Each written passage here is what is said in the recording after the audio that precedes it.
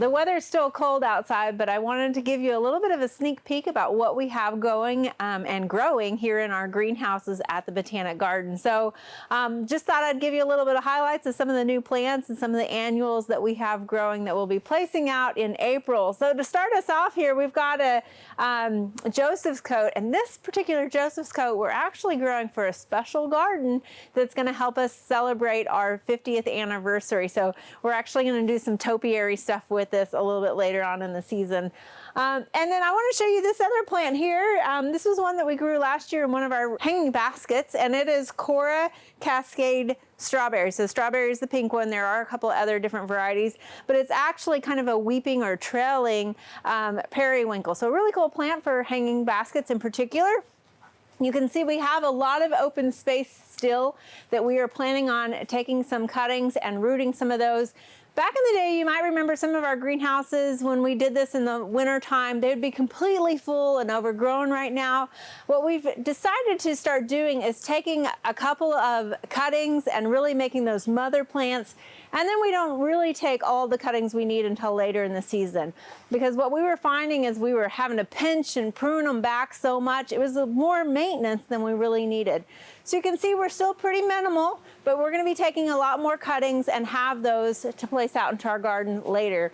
You can see some of the plants you probably recognize if you've ever been up here to the Botanic Garden. Got a lot of different coleuses and herbs. Of course, we love our sweet potato vines. Now this is a fun one. This is a red rooster leatherleaf sedge here. It's funny because we have some new workers here and they're like, you ready for me to toss that plant? It's a fun plant.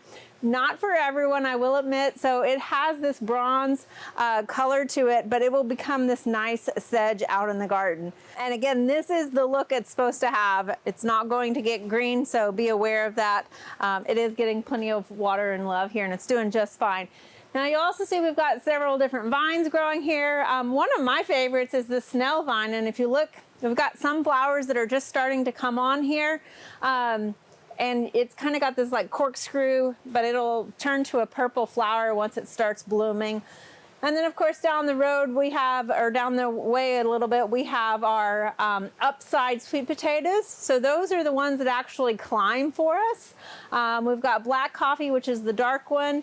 And then key lime is that sort of chartreuse colored one. So again, unlike the other sweet potatoes that tend to trail, those will actually climb up. So you can see we've got those staked. Got some hardy passion vine down there below, which always is a favorite as well. Dichondra, right? Silver Falls dichondra. We just have these fun baskets that we're growing those in. Of course, we've got herbs here. And now the next thing, so we're getting up to the front of our greenhouse, which really serves more as a head house for us. And maybe isn't so pretty, but this is where a lot of our production and propagation actually happens. And so we have our mist bench here, our hot mats or our heat mats over to the side there. And you can see we've got a few seedlings that we're starting to germinate. Now, if you take a look here, we've got a lot of different transplants started already. So we've got some cool seasons, some onions, we've got some broccoli and kohlrabi that started here. Now, one thing that we've had to encounter here is the fact that we sometimes have mice that will sneak in here. And so we've kind of got a little sticky trap here that we put a pot over so that we don't get caught ourselves. But a lot of times those mice will like to get in there and just kind of nibble on the fresh greens. Obviously, it's like a microgreen for them. So you have to be cautious of that. And once you lose that very early stem of a transplant, you've lost your plant there. So there is no coming back if you've lost that stem on those new transplants. So we want to make sure that we're giving them plenty of light, which we have that here. And then also you'll notice the fans. So you'll notice we've got a little movement, air movement on these. And that's to get them so that they have a hardier stem, a little bit sturdier stem and growth. If they were just growing in a perfect environment that was completely still, you take those out into our Oklahoma winds and they're going to snap off. So this is just going to make them more resilient once we get out in the garden. Now we have one more greenhouse next door that's got some bigger plants that I'm going to take you into.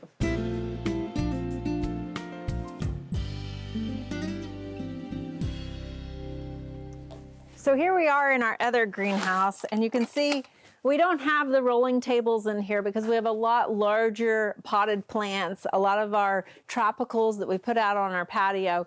So we just need more open space in order to house all of them. This is one of my favorite plants. Maybe doesn't look the best right now. Everything's more just kind of a holdover period until we can get it out in the warmer climate later on in the summertime. But that is that popcorn plant, which if you've never smelled it, just rub the foliage and it literally takes you to a movie theater with the smell of popcorn, buttered popcorn too. So we have a lot of different succulents. That's, I think, one of the biggest questions that we get asked about is our succulent garden, and do we take those succulents in?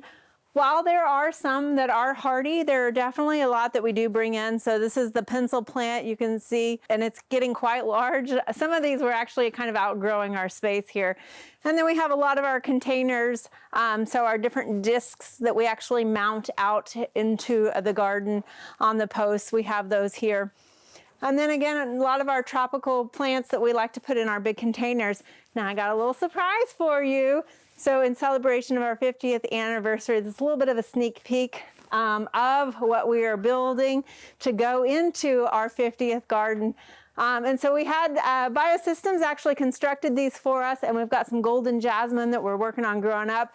It had a little bit of a mealybug problem, so it kind of took a little hit, but it's growing back out. It's got some good foliage on it. We've got a few months before we get it out into the garden. So hopefully it will really cover this, and we're excited to have it out there. So check back with us this summer out in the garden once we get these placed.